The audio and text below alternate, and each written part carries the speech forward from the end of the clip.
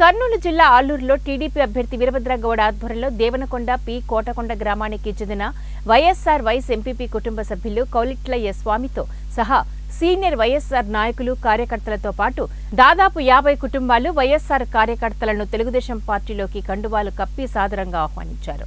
TDP అభ్యర్థి వీరభద్రగౌడ్ మాట్లాడుతూ వైఎస్ఆర్ ప్రభుత్వం గ్రామానికి త్రాగునీరు సీసీ రోడ్లు కూడా వేయలేదని, చంద్రబాబు సూపర్ 6 మేనిఫెస్టో చూసి చంద్రబాబు వస్తేనే గ్రామాలు అభివృద్ధి చెందుతాయని, వైఎస్ఆర్ కార్యకర్తలు తెలుగుదేశం పార్టీలో చేరుతున్నారని, వారిని సాదరంగా ఆహ్వానిస్తున్నామని, వారి నమ్మకాన్ని వమ్ము చేయకుండా ప్రభుత్వం వచ్చిన వెంటనే కావాల్సిన మౌలిక సదుపాయాలు కల్పిస్తామని వారికి భరోసా ఇచ్చారు. తెలుగుదేశంలోకి రావడం అనేది మన తెలుగుదేశం విధి విధానాలు, తెలుగుదేశం సూపర్ 6 తెలుగుదేశంలో అభివృద్ధి చెందుతుందనే నమ్మకంతో వాళ్ళంతా ఈరోజు వచ్చారు. వాళ్ళ నమ్మకం వమ్ము చేయకుండా వాళ్ళ గ్రామానికి ఏం కావాలో అదంతా కూడా మన రాబోయే ప్రభుత్వం ఖచ్చితంగా మనకు ప్రభుత్వం ఏర్పడుతుంది.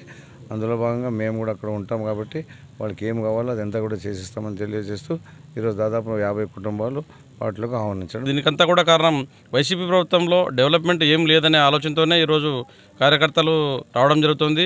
అదేవిధంగా మా అభ్యర్థి అయినటువంటి వీరభద్రగౌడ అన్న గారి గురించి కూడా నియోజకవర్గంలో అందరికీ తెలుసు.